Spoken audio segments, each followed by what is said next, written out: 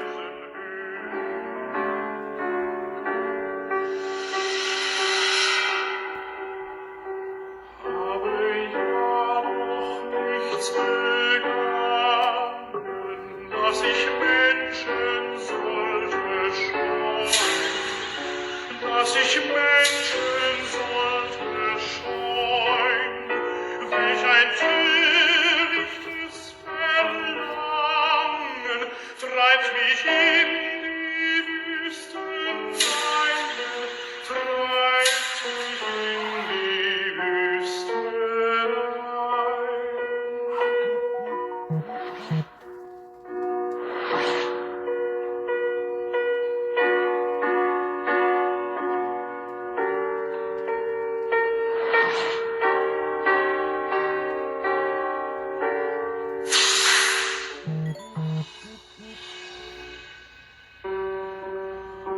Einen Weisungsweg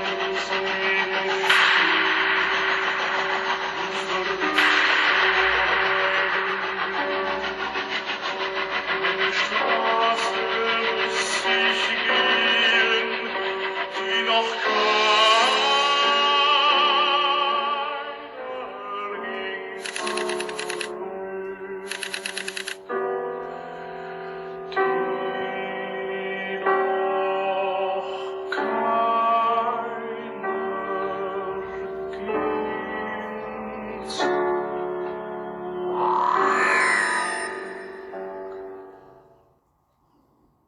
네, 야누스 코르작이라는 이분을 계기로 해서 전쟁 고아, 그래서 유엔 아동 권리 협약에 대한 부분으로 이제 완성될 수 있었던 배경을 만들어 주신 분이기도 합니다. 그래서 이 유엔 아동 권리 협약이 아동 권리와 복지라는 과목의 핵심 내용이고, 그 54개의 조항에서 우리가 이제 그 뭐 생존권, 발달권, 또 참여권, 여러 가지의 지금 그 기본 원칙들에서 여러분들이 이제 발췌해서 기록을 하셨을 거예요. 그래서 이런 조항들로 국제기구가 법적으로서 협약을 맺고 그에 해당되는 그 조항들을 잘 실행하고 있는지, 비준한 국가로서의 약속에 대한 부분들을 지키기 위해서 아이들한테 어떤 지원을 하고 있는지, 이런 부분들에 대해서 여러분이 좀 공부하는 계기가 됐을 거라고 생각이 듭니다. 그래서 지금 다음 주 시험이 6월 10일 날 10시에 이제 영어 실습실에서 이루어질 예정이고, 이제 그 시험에 대한 부분은 이따 1차, 2차, 3차의 온라인 녹강에서 3차 시 때 시험에 대한 힌트를 조금 더 드릴게요. 그래서 아동 권리 협약에 대한 기본 원칙은 차별 금지의 원칙, 모든 아동은 차별 없이 그들의 권리를 향유할 수 있어야 하고, 인종, 성별에 관계없이 아동의 권리를 존중하고 보장해야 하는 것입니다. 아동 최선의 이익은 아동에 관한 모든 활동에 있어서 아동의 최선의 이익이 우선적으로 고려되어야 하는 것이고요. 생존과 발달의 보장은 모든 아동은 생명에 관한 고유의 권리를 가지며 국가는 최대한 아동의 생존과 발달을 보장해야 합니다. 생명권은 단순히 아동에게 죽음을 당하지 않을 권리를 부여하는 데 그치는 것이 아니고, 아동의 생존과 발달을 도모함과 이런 것들을 포함해서 생명권은 시민적 또는 정치적 권리의 성격뿐만 아니라 경제적이고 사회적인 문화적 권리로서의 성격을 가진다는 것을 여러분이 기억하셨으면 좋겠어요. 의사 존중의 원칙도 있는데요. 자신의 의견을 표현할 수 있는 아동에 대하여 본인에게 영향을 미치는 모든 문제에 있어서 자신의 견해를 자유롭게 표현할 수 있는 권리를 보장하면서 아동의 연령과 성숙도에 따라 정당한 비중이 이제 부여되는 부분입니다. 그래서 아동 권리 협약의 4대 기본권, 그래서 생존권, 보호권, 발달권, 참여권. 이 생존과 보호와 발달은 너무나 기본적인 이제 권리이기도 하지만, 이 참여에 대한 부분은 아동이 자신이 관련된 여러 가지 상황이라든지 이런 부분에 대해서 의견을 표현하고, 또 그런 부분에 대해서 참여할 수 있는, 그다음에 그 아이의 의견에 대한 부분으로 어느 정도 반영하는 부분까지도 포함하고 있는 이 4대 기본권. 이것도 이 아동 권리와 복지라는 과목의 핵심 부분이기도 합니다. 그래서 중간고사 때도 제가 이 부분을 시험에 냈었는데 다시 한번 정리하는 차원에서 이 부분을 또 시험에 냈어요, 여러분. 물론 이번에는 객관식으로, 그래서 여러분이 아주 수월하게 점수를 얻으실 수 있는 내용들입니다. 그래서 우리들의 권리, 그래서 UN 아동 권리 협약에 대한 부분으로 여기에서 보여드리는 내용들은 전체적으로 54개 조항까지는 아니고 애들과 관련된 직접적인 아동들과 관련된 내용들만 지금 조금 실어놓은 내용들입니다. 그래서 아동 학대란 무엇인지 우리가 그 실습을 나가기 전에 아이들을 만나고 아이들과 적절한 환경에서 적합한 놀이를 해주기 위한 공부를 앞으로 여러분들이 이제 4년간 마무리를 지으실 예정이고, 또 저도 유아교육이라는 학문을 8년 반을 학교를 다니면서 박사학위를 받았는데, 사실 우리가 기존에 우리가 살아왔던 환경에서는 그게 학대가 아니었을까? 라는 생각을 지금쯤 해봐요. 그게 뭐냐면 너무나 자연스러운 성인들과의 그런 여러 가지 제스처, 액션, 또 뭐 예를 들면 벽에 아이를 세워놓는다거나 생각한 의자에 앉힌다거나, 제가 교사를 했던 시절에는 그게 학대라는 부분이 전혀 사회적인 인식이 없었던 시절이지만 지금은 이제 그렇게 하면 안 되는 것들이 너무 많고, 그래서 실습을 가시기 전에 학대가 아니라 여러분은 아이들을 존중해 줘야 된다라는 부분, 인권 감수성에 대한 부분으로 제가 한번 수업을 해드렸던 적이 있는데, 그래서 아동 학대라는 게 요즘 이슈가 되고 있고 또 굉장히 지금 시설에 대한 불신들이 어머님들이 또 학부모님들이 또 가지고 있는 부분이라서 여러분들이 예비 교원으로서 아동 학대에 대한 부분을 조금 명확하게 개념 정리를 해 놓으신다면 그런 부분을 교사로서 좀 본인을 잘 지킬 수 있는 계기가 되지 않을까 싶어요. 그래서 보호자를 포함한 성인이 아동의 건강 또는 복지를 해치거나 정상적 발달을 저해할 수 있는 신체적, 정신적, 성적 폭력이나 가혹 행위를 하는 것과 같은 아동의 보호가 아동을 유기하거나 방임하는 것을 이제 아동복지법 제3조에서 명시하고 있는 부분입니다.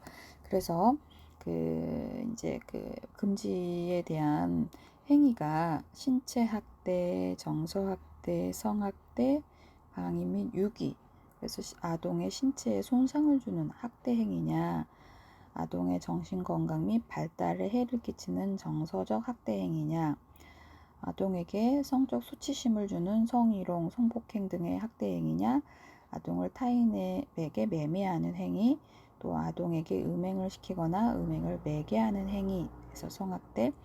그다음에 방임 및 유기는 자신의 보호 감독을 받은 아동을 유기하거나 의식주를 포함한 기본적인 보호 양육 및 치료를 소홀히 하는 방임 행위까지를 해서 이렇게 금지 행위로서 벌칙금은 뭐 5년 이하의 징역과 몇 천만 원의 이제 벌금을 내는 범주까지도 국가에서 정하고 있는 법이 있습니다. 그래서 학대의 유형도 이제 뭐 신체 학대는 구체적인 행위는 이렇게 있고, 정서학대, 그다음에 성학대, 방임 및 유기. 그래서 이따가 제가 3장에서 또 다시 한번 이 학대에 대한 부분을 다시 한번 정리를 좀 해드릴 거예요. 그래서 학대 행위자와 피해 아동과의 관계에서 거의 매일이 이 정도 퍼센트를 차지하고, 가해자의 비율이 시설에서도 있지만 친부, 친모, 부모가 아이를 학대하는 퍼센트가 좀 많다라는 것들을, 그래서 교사, 신고 의무자인 여러분께서 아이들을 좀 잘 보셔야 되는 그런 게 있습니다.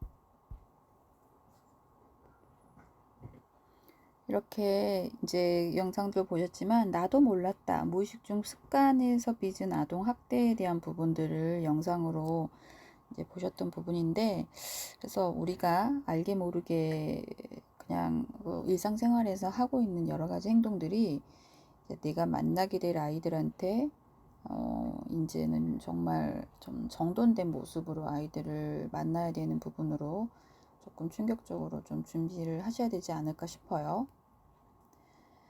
그래서 이제 신고 의무를 가지고 있는 이제 직군들이 있는데, 여러분들도 이제 교사로서 아이들을 만나면 신고 의무자에 속하는 직업군이 되거든요. 그래서 신고 의무를 위반했을 때 과태료를 이렇게 받는다라는 기사가 있었고요.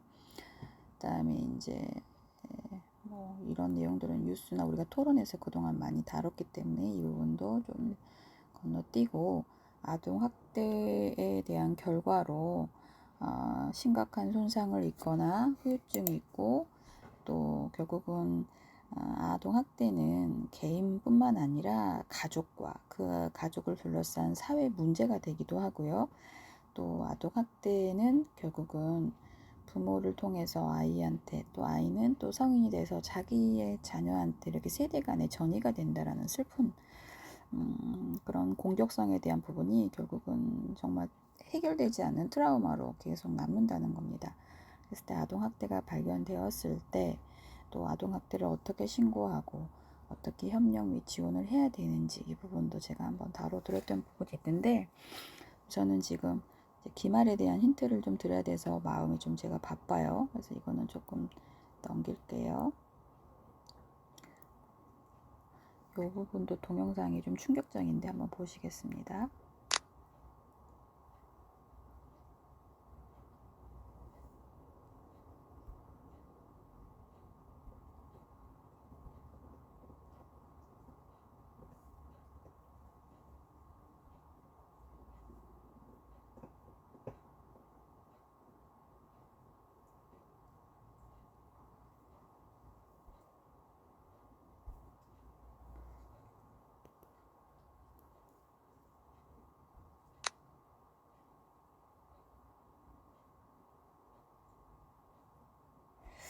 잘 안 되네요.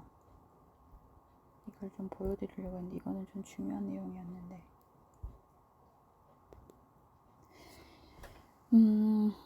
동영상이 좀 원활하지 않아서 파일이 좀 커가지고 그냥 설명을 드리면, 지금 어린 영아들이, 아이고야,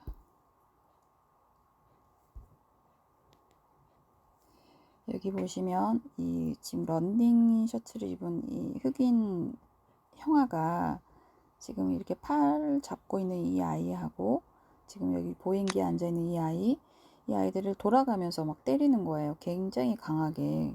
그런데 이 아이들을 케어하는 선생님이 되게 민감하지 못하게 아이들을 방치해 놓고 있는 영상이라, 이걸 보면 정말 화가 치밀 정도로 되게 영상이 충격적이에요.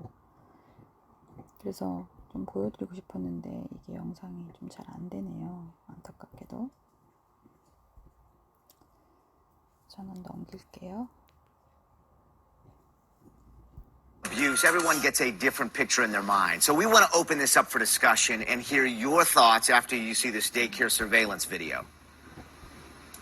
What you're about to see, a child's mom considers a 이것도 안 되네요. 왜 다 영상이 안 되지?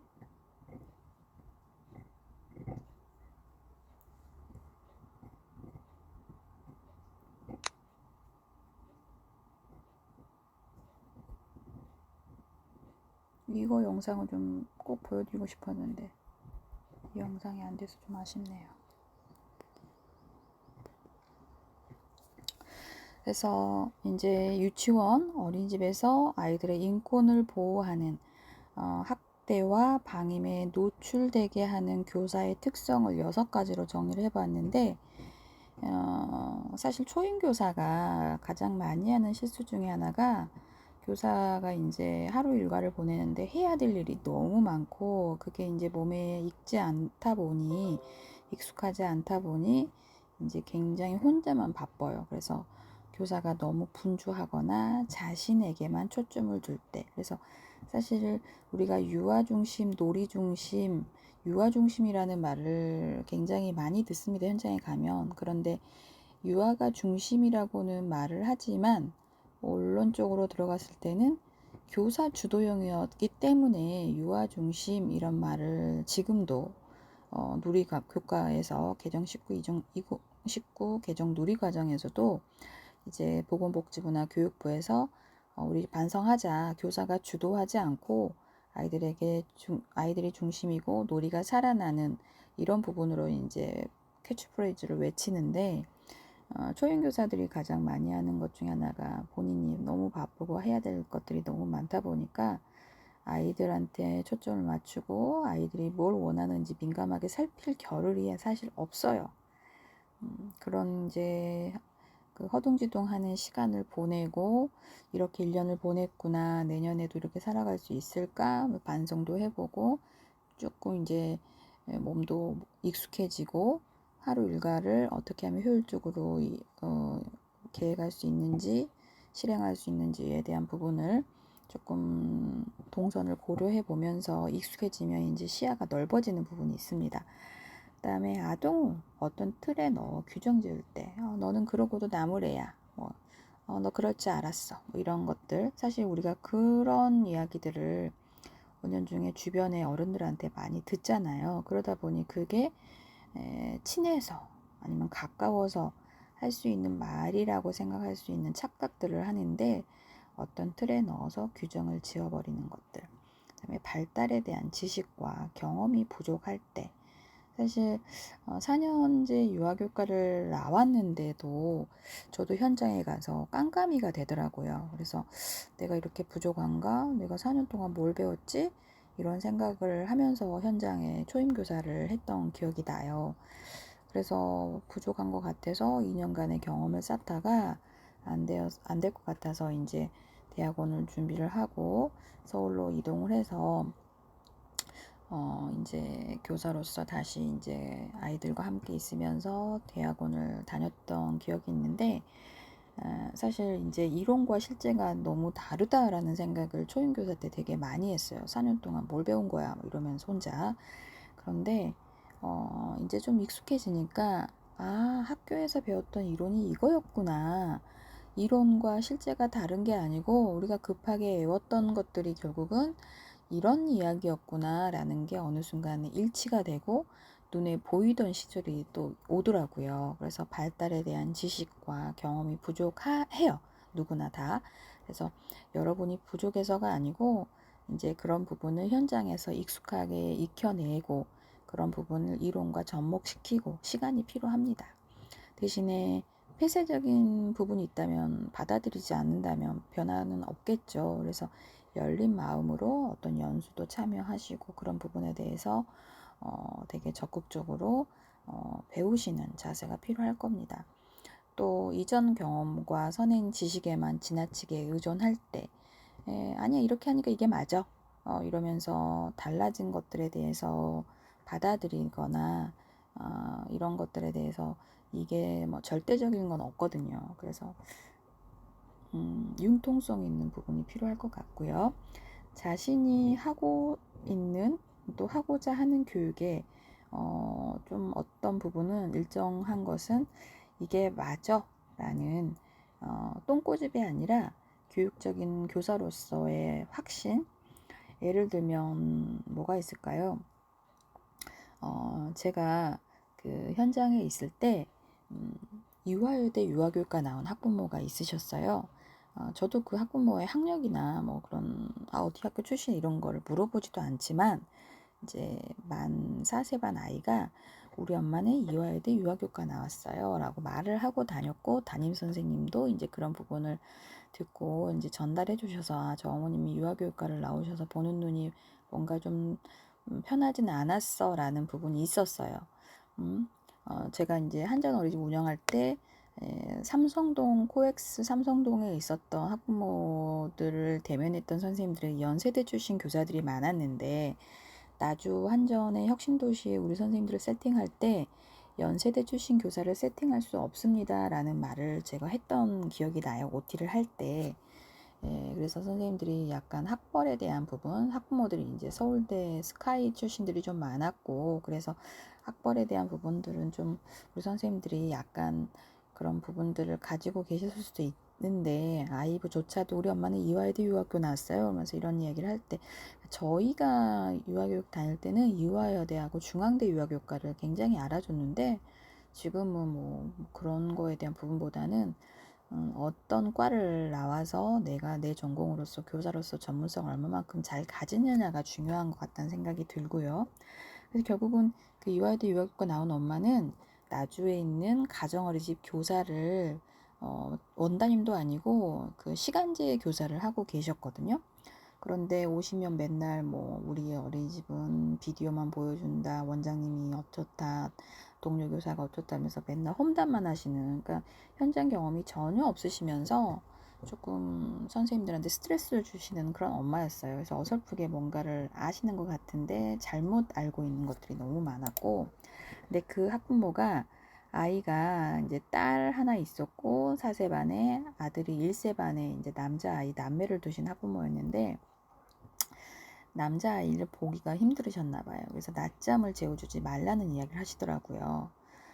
만일세 반은 낮잠을 자야 되는 아이인데 낮잠을 재우지 말라는 말을 이제 담임선생님이 저한테 보고를 하셨고, 그래서 그때 그 어머니하고 면담을 꽤 오랜 시간 했던 게 뭐냐면, 엄마들이 결국은 자기 아이를 너무 사랑하지만 잠잘 때가 제일 예쁘다라는 얘기를 엄마들이 너무 아무렇지 않게 하시거든요. 근데 어린이집에서 낮잠을 잘 재워주시니까 집에 와서 얘가 잠을 안 자고 놀아달라는 게 힘드신 거예요. 그래서 낮잠을 재우지 말고 집에 오자마자 저녁 먹이고 얘가 잤으면 하는 그 엄마의 간절함을 제가 알겠더라고요. 너무 괘씸하더라고요.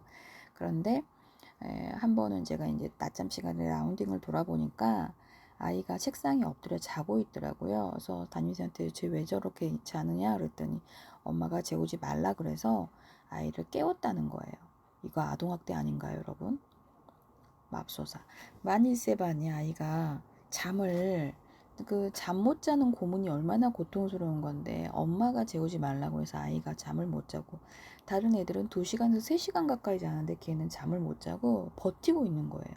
그러다가 결국은 자울자울 하다가 엎드려서 책상에 엎드려서 자고 있는 모습을 보고 안 되겠다 싶어서 엄마를 다시 오시라고 해서, 아이가 낮잠으로 인해서 얻어지는 오후의 일과라든지 예민해지지 않는 거, 그다음에 수면을 통해서 오전에 있었던 일과를 정리하고 또 그런 정서적인 만족을 가지고 오후에 아이들하고 친구들하고 재밌게 놀 수 있는데, 낮잠을 취하지 않으면 예민해지고 친구 관계나 여러 가지 컨디션 조절이 안 돼서 조금 친구 간의 분쟁도 있을 수 있고 알아요. 너무 잘난 척을 하시는 거예요.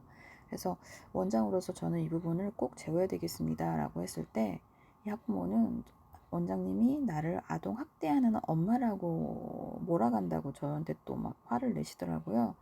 그런데 저한테 맡겨지는 이 아이와 저희 담임쌤은 이 아이를 책임져야 되는 사람이고, 그래서 어떤 고민이 생길 때 무엇이 이 아이한테 가장 중요한 이익이 되는가를 고민하게 되니까 이 아이는 지금 자고 싶은 거예요. 건강에도 좋고. 엄마의 욕심이 아니라, 그래서 이거는 엄마가 안 재우는 게 아니라 저희가 재워야 되겠다고 굉장히 크게 싸웠던 기억이 나요. 그래서 이거는 교육적인 확신, 굉장히 중요하다고 생각합니다. 그래서 고민이 될 때는 무엇이 이 아이한테 가장 중요한가를 고민하면 답이 나오더라고요. 엄마한테 민원을 안 받는 게 중요한 게 아니라, 저도 지금도 생각해도 그 엄마 참 좀 그래요. 너무 괘씸했어요. 이화여대 유아교과 나오면 뭐가 달라지는데요? 그쵸? 그래서 여러분, 광주 여자대학교 유아교육과 굉장히 알아줍니다. 여러분 자부심 가지시고 또 좋은 교사로서 아이들을 지켜내시는 그런 힘을 가지셨으면 좋겠어요.